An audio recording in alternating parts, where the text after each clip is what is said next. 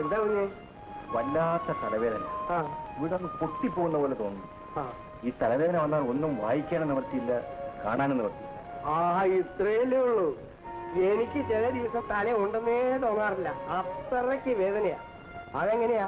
സന്ധ്യയായി കഴിഞ്ഞാൽ അന്നിന് 3 കറ്റം കുടിക്കണം. അതിനേക്കാൾ കൂടുതൽ ഞാൻ കുടിക്കണം. പിറ്റേ ദിവസം നേരം വെളുത്താൽ എന്റെ തല കാണുകയില്ല, വേദന മാത്രം മിച്ചം. പക്ഷേ ഇതിനെ മരുന്നുണ്ട്. ഒരു 2 ഔൺസ് വെള്ളം ഒഴിക്കാതെ കണ്ണടച്ചങ്ങ് തട്ടിയാൽ മതി. ഇത് കുടിച്ചുകൊണ്ട തലവേദന അല്ല, പിന്നെ ധാരാളം വായിച്ചതുകൊണ്ടുണ്ടായതാണ്. എങ്കിൽ മരുന്ന് വേറെ കഴിക്കണം. ഇത് വകുപ്പ് വേറെയാ, ഇത് വിദ്യാഭ്യാസവും അത് എക്സസൈസും. സാർ ചായ കുടി.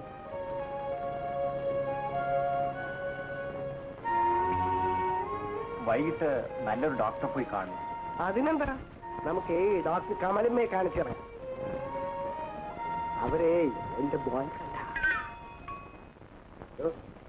ഞാനെന്താണോ പഠിക്കുന്ന സ്ഥലത്ത് നിന്ന് ഉപദ്രവിക്കുന്നത്? അയ്യോ ഇല്ല, ഞാൻ ചായ കൊണ്ട് കൊടുത്താൽ. ഇയാൾ മഹാബാധമാണ് കേട്ടോ. അയ്യോ ഞാൻ ഏതു നീ വാ, ഈ നന്നായിട്ടുണ്ടോ നോക്ക്. നന്നായിരിക്കുന്നു. ഇതെന്താ 2 ഒരുപോലെ ഇരിക്കുന്നല്ലോ? ഒന്ന് നിനക്ക്, ഒന്ന് എനിക്ക്. എനിക്കോ? എനിക്ക് ഡ്രസ്സുകൾ ഉണ്ടല്ലോ. നീ വേദാന്തൊന്നും പറയാതെ ആ പെട്ടി കൊണ്ട്. സാരമില്ലേ, നിന്റെ പെണ്ണയാണെങ്കിൽ നീ സഹിക്കുവോ? എന്റേത് പാർക്കർ പെൻ. അതുപോലെയാണ് ഇത്. തെരുവിൽ കൂട്ടിയിട്ട് വിൽക്കുന്ന പെൻ. കൂടിപ്പോയി ഒരു 75 പൈസ വില കാണും, അത്രയല്ലേ ഉള്ളൂ. ആയിക്കോട്ടെ ജയെ, തെരുവ് പേന ആയിക്കോട്ടെ. എന്നും നീ എന്തിനാ എന്റെ നിബ് ഒടിച്ചത്? പേനി നിബും.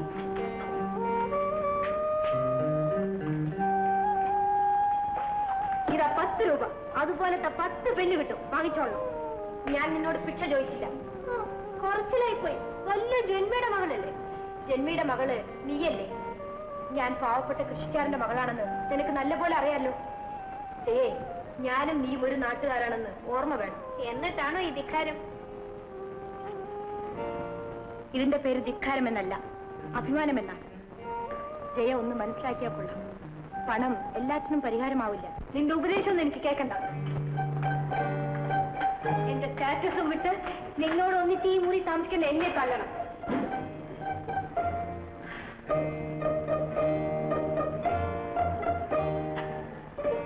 നിന്നെ വളർത്തിയതിന്റെയോ നീ വളർന്നതിന്റെയോ തെറ്റാണ്. You shut up.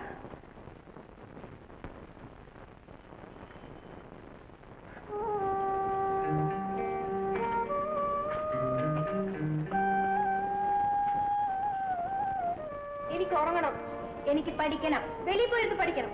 ഉറക്കവും വെളിയിലാകാം. വാട്ട്? മനസ്സിരിക്കട്ടെ, യൂസ്ലെസ്.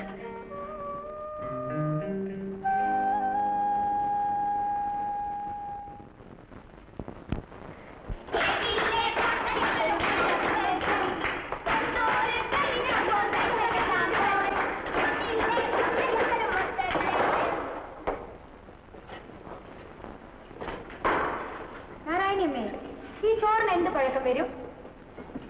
ഇതൊരു പൗരാണിക വസ്തുവാണ്. വല്ല ഗണേശർക്ക് അയച്ചു കൊടുക്കണം. ചോറോ അയച്ചു കേട്ടത് എങ്കിലും ഒരു നല്ല കറികൾ വേണ്ട കൂടെ നാരായണിയമ്മേ. ഞാൻ എന്ത് ചെയ്യാനാവൂ നിങ്ങളെ? മേട്രൻ പറയുന്നതല്ലേ എനിക്ക് ചെയ്യാനൊക്കൂ. ഇതെന്തോന്ന്? ഇത് സബ്ജയല്ലോ. ഒരു കാര്യം ചെയ്യാം, നമുക്ക് എല്ലാവർക്കും കൂടി താലപ്പൊലി എടുക്കുന്ന പോലെ ഇതും എടുത്തോണ്ട് മേട്രന്റെ മുറിയിലേക്ക് പോവാം. ഞാൻ മുദ്രാവായി വിളിച്ചുതരാം. ഞങ്ങളെ മനുഷ്യരെ പോലെ പരിഗണിക്കുക. ചൂട് ചോറും ചൂട് കറിയും തന്നെ തീരൂ സർക്കാരേ.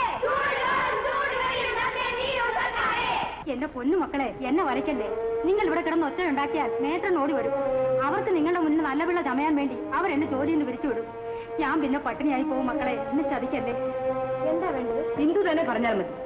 ശരി, നാരായണി അമ്മയ്ക്ക് വേണ്ടി ഇന്ന് ഞങ്ങൾ ഇത് സഹിക്കുന്നു. നാളെയും ഇതിവിടെ ആവർത്തിച്ചാൽ ഇവിടെ പ്രത്യക്ഷ സമരമായിരിക്കും. കറി വിളമ്പൂ, സാമ്പാർ ഒഴിക്കട്ടെ, എന്തെങ്കിലും ഒഴിക്കും നാരായണി അമ്മ. വിശന്നിട്ട് വയ്യ.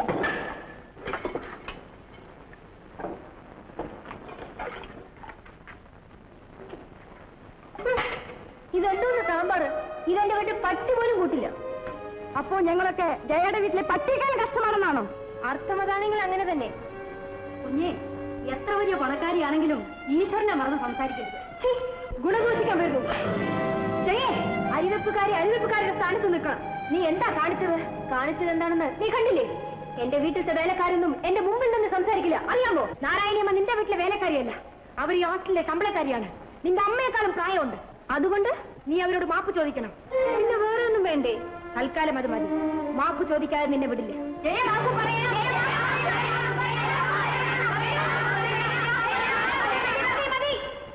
ഒന്നും വേണ്ട കുഞ്ഞുങ്ങളെ, ഞാൻ എല്ലാം സഹിച്ചോളാം. നാരായണമ്മ വെറുതെ ഇരിക്കും. ജയേ, നീ മാപ്പ് ചോദിക്കുന്നോ ഇല്ലേ? മതി മതി. നാരായണിയമ്മേ, എന്നോട് ക്ഷമിക്കൂ. ഓ, എല്ലാവരും ആഹാരം കഴിച്ചു.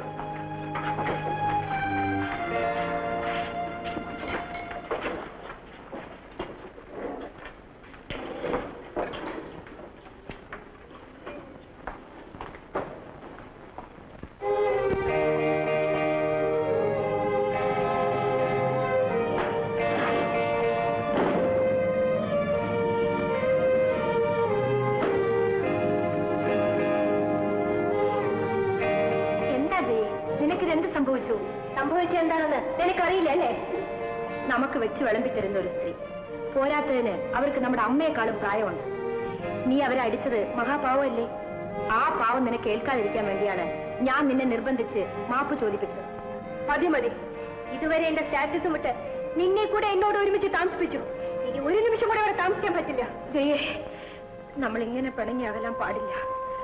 അവരോട് മാപ്പ് ചോദിപ്പിച്ച് നിനക്ക് എന്തെങ്കിലും സങ്കടം ഉണ്ടെങ്കിൽ എല്ലാവരുടെയും മുമ്പിൽ വെച്ച് ഞാൻ നിന്നോട് മാപ്പ് ചോദിക്കാം. ഞാൻ തീരുമാനിച്ചാൽ അത് തീരുമാനമാണ്. ഈ അപമാനം ഞാൻ മരിക്കുന്നത് വരെ മറക്കില്ല. ഇറങ്ങി വെളിയിൽ.